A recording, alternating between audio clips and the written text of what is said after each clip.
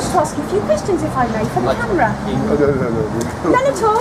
No. I just wondered what you thought about the current austerity plan that we're going through in this country. I don't think that my views. You don't think so? But you're a Rothschild. I think you have knowledge of such things, such as finances. Next time. New World Order, Mr. Rothschild? Right? New World Order? Depopulation? Oh, listen, who are you? Genocide? Who are you televising for? Well, we're independent Yeah. filmmakers. But you have nothing to say, Mr. Rothschild. Have a nice life, sir. And the 7 years of dearth began to come, according as Joseph had said. And the dearth was in all lands, but in all the land of Egypt there was bread. And when all the land of Egypt was famished, the people cried to Pharaoh for bread. And Pharaoh said unto all the Egyptians, Go unto Joseph, what he saith to you, do. And the famine was over all the face of the earth, and Joseph opened all the storehouses, and sold unto the Egyptians, and the famine waxed sore in the land of Egypt. And all countries came into Egypt to Joseph for to buy corn, because that the famine was so sore in all lands. Genesis chapter 41, verse 54 to verse 57. Shalom. Want to start off by giving all praises, honor, and glory to Yahweh, Bahasham, Yahushai, Bahasham, Ruach HaKodesh. Double honors to our venerable apostles and elders of Great Millstone who rule well, and peace and blessings to the Lord's elect, the house of David. All right, so Brother Aharon coming back at you with another lesson, Lord willing to be edifying and uplifting unto the elect. And we have another article here we're going to jump into right quick. It's titled, Many Americans are pulling back as they sense an economic storm brewing. Okay, and this article is dated January 28th, which is today, all right, 2026. All right, and Lord willing, this lesson be edifying, all right, unto the elect and the elect only. All right, but before I jump into this, we just read the book of Genesis, okay, the 41st chapter, going into the famine that hit Egypt. And as the scripture says, the Lord says that basically the punishments and plagues that he hit ancient Egypt with, he's going to hit modern day Egypt with similar plagues, all right, in terms of impact, okay, ultimately to fulfill the prophecy of America, Babylon the Great being taken down by the hands of Yahweh Basham Yahushai. Okay, and just like we saw, he told Moses and Aaron that he's going to harden Pharaoh's heart, and by the time he's done with Pharaoh, Pharaoh is going to know that indeed there is a God of the Hebrews known as Yahweh, and his son's name is Yahushai. Okay, so these people on this side here in modern day Egypt, as is written in the book of Revelation, that this is spiritual Sodom in Egypt, they're going to feel the same wrath of Yahweh Basham Yahushai, because they put their hands on the children of Israel, as is written, he that toucheth you toucheth the apple of his eye. Okay, but let's get this real quick. This is the book of Ecclesiastes chapter 1 verse 9. It says, the thing that hath been, it is that which shall be, and that which is done is that which shall be done, and there is no new thing under the sun.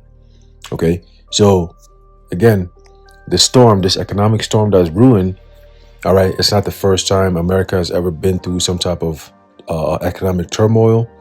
But when you look at it from a spiritual lens, all right, economic turmoil is exactly what happened in Egypt. Hence, you had the famine. Okay, and all the nations that are round about had to come to Egypt for some form of reprieve. And that's how the children of Israel ended up in Egypt, all right, with the 12 sons of Jacob going over to Egypt to buy corn and so on and so forth. And then, of course, eventually Joseph reveals himself to them. He tells them, go back and bring my father and my younger brother and so on and so forth. And the whole entire family of Jacob coming over to Egypt, dwelling there, they grew there. And then years later is when you start to have the story of the Exodus. All right. But let's jump into this article real quick. It says, you don't need an economics degree to feel that something is off. People sense it at the grocery store checkout, at the gas pump, in quiet conversations at the dinner table where bills are discussed a little more carefully than before. there's a tightening, not just of wallets, but of confidence. Okay, and that's all across the board. Okay, today I saw an article that was saying that Amazon was getting ready to slash a whole bunch of people, a whole bunch of workers. Okay, so imagine, this being the slowest time we've seen in quite some time in terms of work. Right? I'm sure you brothers and sisters out there, you're pretty much, going through similar things as well, where typically around this time of the year, or I'll say about a month ago, all right, during the fourth quarter is when you start to see, the holiday season, everything is booming. I remember I used to work retail. We used to work overtime all the time, man, all the time, doing overnights and all that during this time of the year. Okay, but now shit is dead all across the board, all sectors of work. Okay, and your president came in and promised all these jobs and all this extra shit, but what we do see is a lot of job cuts, right? By the thousands, if not the millions by now. So, prophecies unfolding, all right, and those who are paying attention are well equipped to brace themselves for the storm that's coming. Okay, everybody else, it's about to be very, very fun. So anyway, let's continue. It says, consumer confidence has fallen to levels not seen in more than a decade. That matters because confidence is what fuels everyday life. When people believe tomorrow will be better, they spend, plan, invest, and take risks. When confidence collapses, fear takes over, and fear freezes decision making. Right now, Americans are pulling back, and it's not because they suddenly became pessimists.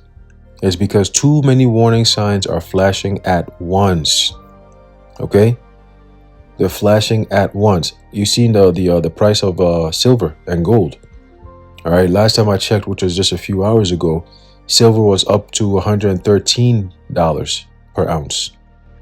Okay, and just a couple of weeks ago, that shit was at $70, $80, and that's still pretty high. All right, you have, we have family members, that were saying that, oh yeah, it's gonna go back down, We said no, because we're seeing, geopolitically, the events that's going on, that's all tailored to biblical prophecy. We're seeing those things unfold. Okay, and these are the things that we see all across the board that brings about certain biblical prophecies. Now, we can make these bold predictions, right? Because we understand prophecy. Okay, we understand prophecy, and one of the prophecies that we do understand is this. Let's get that real quick. Hold on 1 second. This is a book of Ezekiel chapter 7 and verse 19. It says, "They shall cast their silver in the streets, and their gold shall be removed. Their silver and their gold shall not be able to deliver them in the day of the wrath of the Lord Yahweh.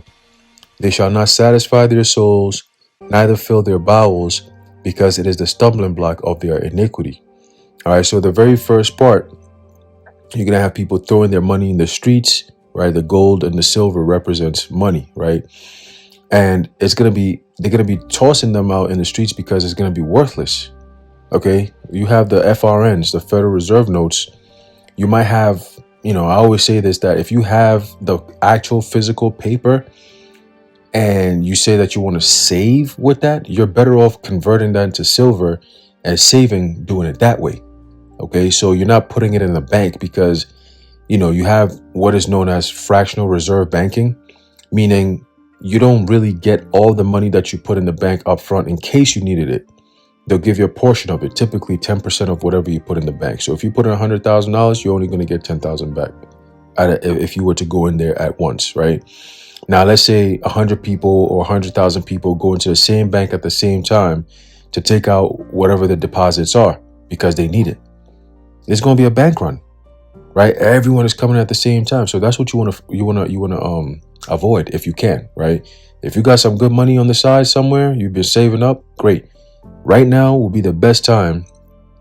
I mean, the window is closing, but right now will be the best time to jump on some actual assets, gold, silver, and shit. You could add copper in there now. At this point, all these metals, precious metals, are better than silver. Better than the paper. All right, that's why you have all these countries, especially Babylon, all right, America, going around talking about they want to go get rare earth minerals. You notice they're not going after any country that has American dollars and cash. They're going after rare earth minerals. Okay. And silver is part of those minerals. Gold is part of those minerals. Copper, bauxite. What's the other one? All kinds of different timber. These are all rare earth minerals. The earth provides value. And Esau want to do something known as tokenization. That's another thing for another day. We're going to get into another time. All right. But the point is, we're entering into a time where your actual physical money is going to be, people going to be using that to light up fire to keep themselves warm. That's how worthless it's going to be. Okay. That's how worthless it's going to be. Look at the Weimar Republic. Okay. And remember, every single time you have this, you have the it's called a seculum, right? Every time you have this fourth turning, all right, this is the part where you see the collapse, you see the chaos, you see all these different things. Then the order comes out of that, right? So we're in that stage right now. Okay. And this order is not going to be done by governments. It's going to be done by Yahweh Bashem Yahweh Shai, the renewing of the earth. Okay. And the management thereof. All right. So continuing, it says here, over the past several months, the US dollar has weakened noticeably, hitting lows not seen in years. For the average person, that doesn't show up as a headline. It shows up as higher prices. Imported goods cost more. Travel costs more. Everyday necessities quietly inch upward. A weaker dollar also shakes confidence in savings. People begin to ask questions they haven't asked in a long time. Is my money safe? Is my purchasing power slipping away? How much further can this go? Those questions don't exist in isolation. They pile onto existing financial strain, and that strain is widespread, right? Because it's done by design. Okay, all these corporations are band together to bring this collapse. It's not just Trump doing it. He's just a face.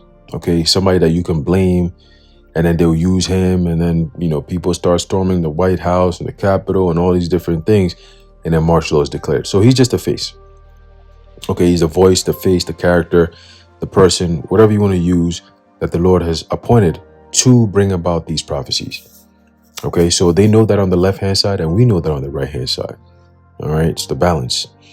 Okay, but it says here, this thing is, the strain is widespread. Okay, because it's done by design. Okay, it's done by design. Amazon eats off of the same table as OpenAI, which eats off of the same table as Oracle, which eats off the same table as Palantir, which eats off the same table as Neuralink. You get the point, right? Apple, right? Facebook, you get the point. They all come together to create this crisis that we're living in right now. Okay, don't forget about the Blackstones, the BlackRocks, the Vanguards, and all the State Street, all these niggas. Okay. So continue, says, behind closed doors, many households are stretched thin. A majority of American workers now report serious financial stress.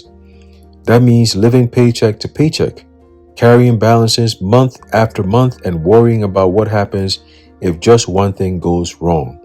All right. And if you're not of the elect, or if you don't have the truth as is written in Isaiah 33:6, was that wisdom and knowledge shall be the stability of thy times.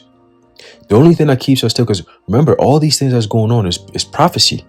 Okay, we were saying these days are going to happen when shit was good back then, a decade ago at least. Okay, where you go to the grocery store with $70, you come home with a full cart, literally with a full cart of food that's going to last you at least 2 weeks with $70. Okay, nowadays $70, $90, $100 is like a few items. When you picking it off the shelf, you don't think it's going to be $100. As soon as you get to the register, you be like, did they add something on there? Did they count it twice or three times? Did they, like, how did we go from this to that? Right? But you're already there, and everything you picked up, you need. So you're not going to just put it back. You see? But everyone is going through this. All right? It's not just, but the difference between the elect and those who are not of the elect is you have the wisdom, the knowledge, and understanding of the times you're in. It's not by coincidence. It's not a thing where, oh my God, life is just hard right now. No, you understand this is a time that prophecy is unfolding. Okay? So yeah, though you may be affected by it per se, the Lord is still going to look out for you. He's going to deliver you, right? It's all we have to fulfill this. Just like Yahushua told John, right? Suffer this, like just suffer it, because it's a testament, right? You have the elect who go through all these things, but the Lord said that if it were possible, they should deceive the very elect, but it's not possible. Okay, so because we have the wisdom and knowledge and understanding of what's going on, we don't panic, right? We don't lose our minds because we understand the times that we're in. Okay, and we're not gonna die, right? We're not gonna just be homeless. The Lord's gonna take care of us. Okay, He just wants us to exhibit that faith, right? You have the knowledge, the prior knowledge of these things coming to pass, so when it happens, you don't bug out, right? The rest of the world, they're gonna bug out because they have no idea what's happening.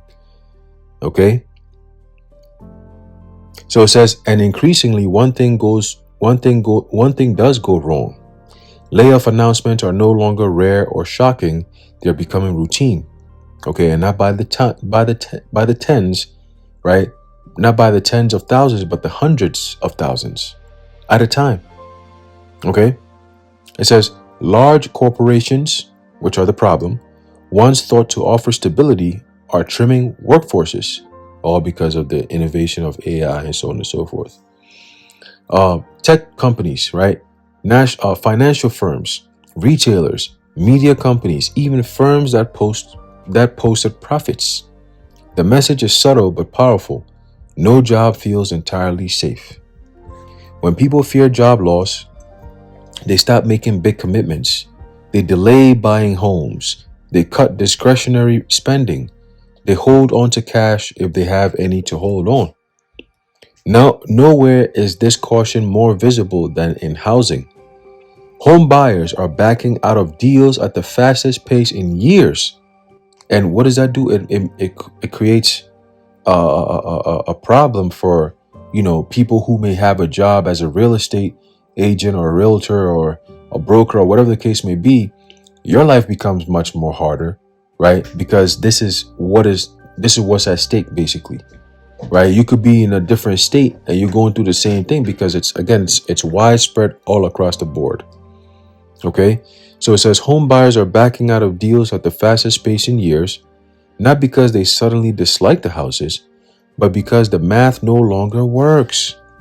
High prices, elevated mortgage payments, insurance costs, and economic uncertainty combine into a simple conclusion: this is too risky. Sellers are hesitant to lower prices. Buyers are hesitant to commit. The result is a market frozen by fear.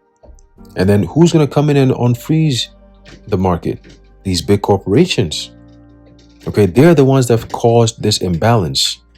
Okay, the real estate agencies, the homeowner, the home buyer, all that whole concept is being destroyed by companies like Blackstone. You just got to do your due diligence. Go look into that company. Okay, I think that the founder and owner of that company is Steven Schwartzman. Look him up. Okay, they're all J's. Look them up, and you see how they're literally driving, all right, our world into hell. Okay, and they're shifting that Blackstone company. They're shifting their focus from the whole real estate joint, housing, and all that, and they're shifting it into healthcare.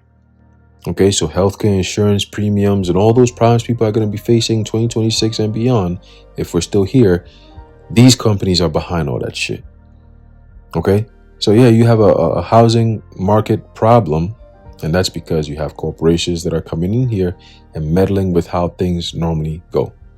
Okay, if you're competing with a company, you're trying to buy a house, and you got somebody from Blackstone comes in and he says, well, this house is listed for $400,000. We're going to offer you $900,000.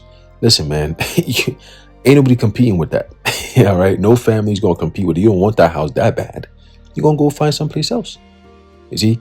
So they're buying corporations. They're buying businesses. They're buying homes, residential, business, all that. They're buying all them shits out. And then what do? They jack up the price. So if you live there, you got to leave. Okay. And are they going to put the house back on market? Most of the time, no. They just buy it and leave them shits empty. That's fucked up, but that's what they do. Okay, that's what they do. It says here,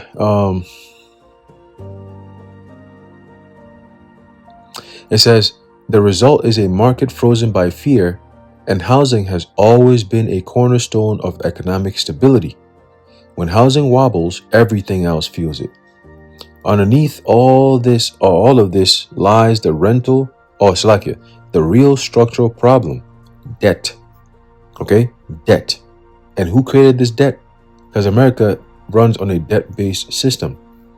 Anybody who uses the so-called American dollar, all right, is working or transacting in debt, right? It's a debt-based system, all right, and it's all based on credit, which means faith, okay, credo.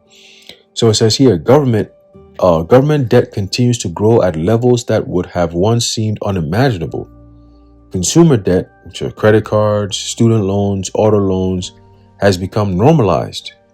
Interest payments quietly drain household budgets month after month, and it's all done by design.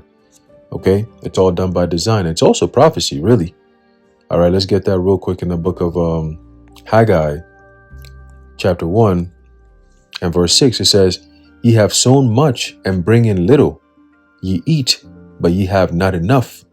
Ye drink, but ye are not filled with drink. Ye clothe you, but there is none warm. And he that earneth wages to put it into a bag with holes. Okay? Meaning the money that you make, it goes away, it disappears, as if you're putting it in pockets with holes. You know, you make $100,000 a year, but all your expenses come up to about 80,000. You only have 20,000 to work with. What are you really going to do with 20,000? Right? In this modern day economy, right, of inflation, hyperinflation, and so on and so forth, $20,000 is nothing. You see? And the apostles, every now and again, they'll talk about how back then $100 was like a lot of money. Back in the 60s, the 70s, the 80s, $100, that was a lot of money. You see, we got a glimpse of that even just going a decade ago. $100 was a lot of money. If you had $100 bill, yo, that thing could hold you. You could stretch that for a good minute. And if you had a couple of them bitches, boy, look at here. You see, but now $100 is like $10. If you have $100 bill in your wallet, that shit could be gone within hours. You buy gas, you buy one more thing, and that's it. It's over with. And you sitting there like, oh man, damn, that's crazy. $100.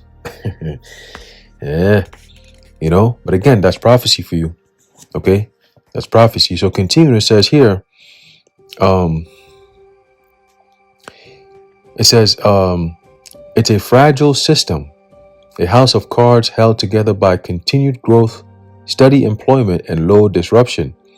But history tells us that systems built on over expanding debt eventually face a reckoning. Okay, that's the system reset, right? You don't keep the laws of the Jubilee, okay, the year of release. All right, these devils don't keep none of that, and that's why you have what you have right now.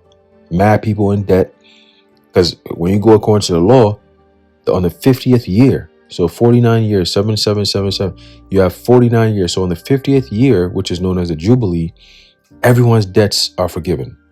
So if you owe anything, student loans, whatever the case may be, after that 7th year, it's all forgiven. But when you go all the way to the 50th year, whatever debts you may have, boom, it's all gone. You start all over again. It's all forgiven, good to go. That's how you get rid of the debt. See, but this devil is gotten to a point. He's weaponized debt. Okay, because you have to pay collateral. You have to give something up. See what I'm saying? When you get all these loans and you sign all these deals with these devils, they're gonna hold you up with something. Okay, they're gonna hold you up with something. Let's get that real quick. All right, it's a book of Habakkuk. Let me see.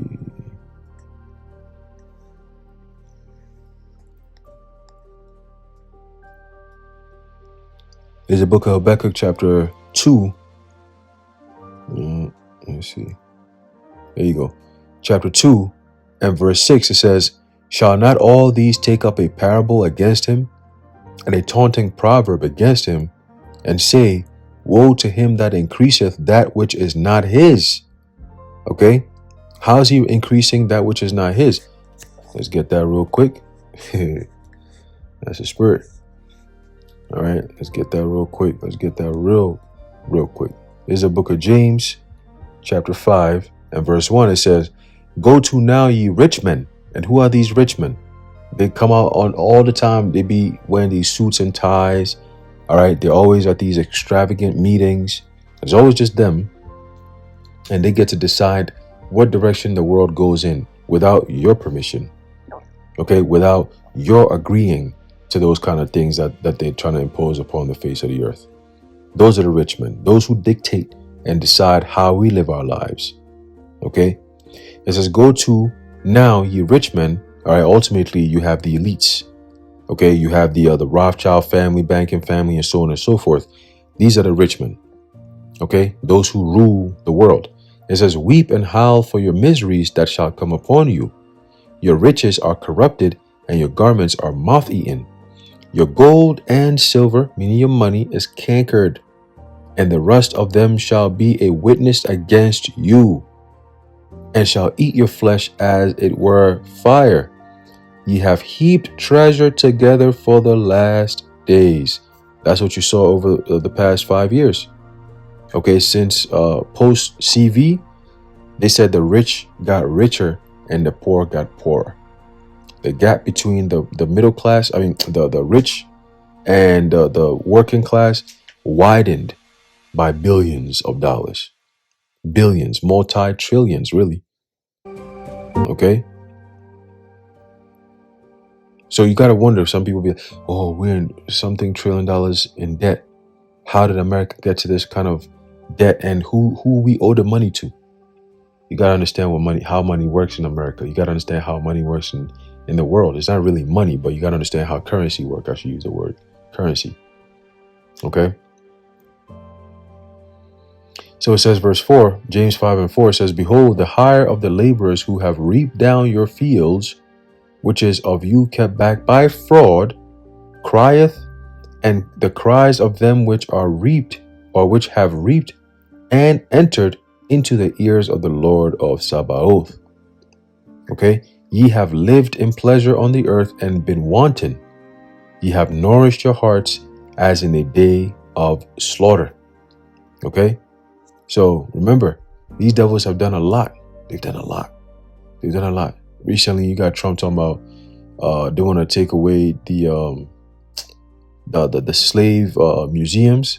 They want to basically stop, with all the statues that's there, the history that's there, right? And that's because prophecy's catching up to them, and they're trying to erase all the evidence, just like they did back in the time of the Renaissance, right? They couldn't erase the history, so they had to start doing things called whitewashing it, right? But this time you can't whitewash it. You can't start putting Jewish people, because if you leave this shit another 20, 30 years, if we're still here, all the images of so-called slaves and all that, how Jake was looking, they're going to whitewash it and paint it and put J's in there. Not Jakes, but J's. They're going to be all over there. Big ass nose, long nose. You know what I'm saying? Looking like Alex Preddy. But the original, it's so funny. The original video that came out, the nigga looked like a freaking ICE agent against another follower, another ICE agent. And then the picture that they showed later on looked like a J. He looked like an Israeli nigga. I'm like, what the fuck is going on here? This is so crazy. I'm like, this guy don't even look like the nigga from the whole altercation thing. And it's just whatever, man. Whatever. Anyway, so going back to Habakkuk, the 2nd chapter, the 5th verse, it says, "Yea, also because he transgressed." Oh, hold on. There you go. I want to finish verse 6, right? It says, "Shall not all these take up a parable against him, and a taunting proverb against him, and say, Woe to him that increaseth that which is not his." Okay, meaning what? You freaking thief. You stole, you increaseth, meaning you're stealing and adding onto, all right, what you may have. Ultimately, all right, the earth is given into your hands. All right, you are the wicked. Okay, but you do all these little things that's happening around the world that everyone is noticing because you're fulfilling biblical prophecy, not only of the times that we're in, but of who you are, your identity. Okay, you are the man of sin being revealed. All right, and there's nothing you could do about it. besides come up with all these fraudulent, fake ass reasons to persecute righteousness. Talk about anti-Semitism and so on and so forth. You got BB Yahoo popping up talking about the internet is our new battlefield. Shut up. We tired of you, nigga. All right, and your judgment is coming, BB Yahoo. Your judgment is coming. You're not gonna hide. All right. It says, "Woe to him that increaseth that which is not his. How long? And to him that ladeth himself with thick clay." Okay, thick clay going into what? Ibadyat, which is what? Heavy debt. Okay, heavy debt, inextinguishable debt. There's nothing you could do about it. Okay, you damn demons, you creating all this dumbass shit, man. Let's finish this article. All right, so continuing, it says here. It says it's a fragile system, a house of cards held together by continued growth, steady employment, and low disruption. But history tells us that systems built over expanding debt eventually face a reckoning. That doesn't mean collapse is inevitable tomorrow, but it does mean wisdom matters today. Economic storms don't hit everyone equally, but preparation always matters. First, get serious about debt. It says debt robs future freedom. High interest balances are financial quicksand. The longer you stand still, the deeper you sink. Even small, consistent steps toward paying down debt restore control. Second, live beneath your means. This isn't about deprivation, it's about margin. Margin is what protects you when income changes, prices rise, or emergencies appear. Every dollar is not committed, or it's like every dollar not committed is a dollar that gives you flexibility. Right? But you gotta be able to make those dollars. See? You gotta be able to make some of those dollars. Right?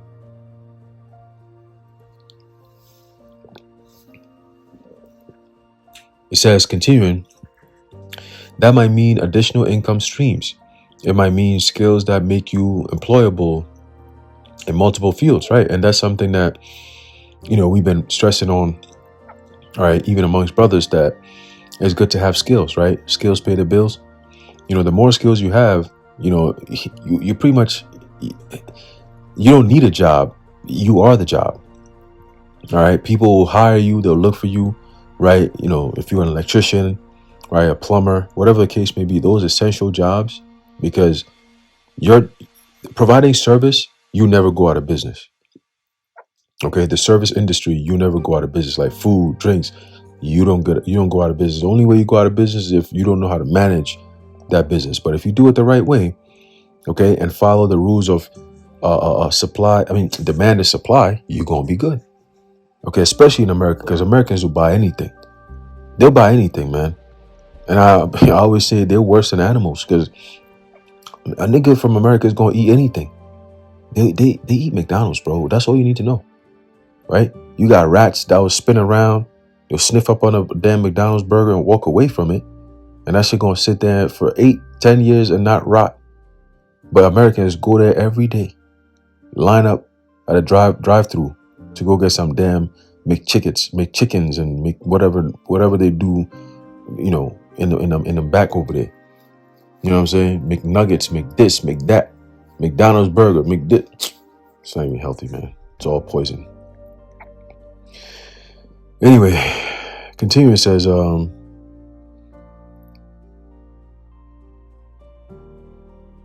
see.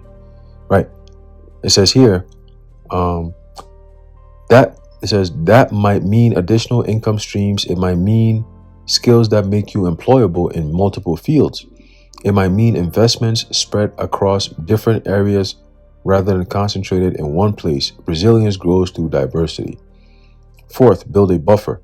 Emergency savings are no longer optional. They are a peace of mind, right? Scripture says what? Money is a defense, all right?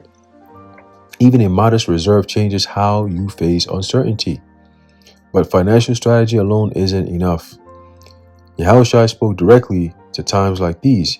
He didn't deny hardship. He didn't pretend needs weren't real. Instead, he addressed worry, the quiet fear that consumes the heart before a crisis ever arrives. Who of you, by worrying, can add a single hour to your life? He pointed to the birds, creatures with no barns, no savings accounts, no backup plans, and yet they are fed, not because they do nothing, but because they live within God's provision, right? It says he reminded his followers, okay, blah, blah, blah, blah, blah, blah, blah, blah, blah. That's cool. Right? Ultimately, this is all for the elect. All right? The elect are the only ones that the Lord is going to look out for. Everybody else, you're cooked. Okay? You're cooked. You're the reason why the fire is coming. Okay? You're the reason why all this judgment and death and sorrow and punishment is coming. Okay? It's coming. Let's see here. See if I have any more left. And that's about it. All right. But again, the title says many Americans are pulling back as they sense an economic storm.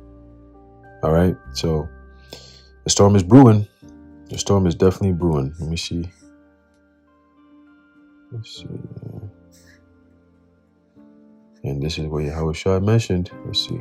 There's the book of Matthew chapter 24 and verse 8. It says, all these are the beginning of sorrows. Okay? All these are the beginning of sorrow. So brace yourselves, because it's about to get real bumpy, real quick. All right? And if you're not the elect, you're going to fall off the damn roller coaster, man. It's over with.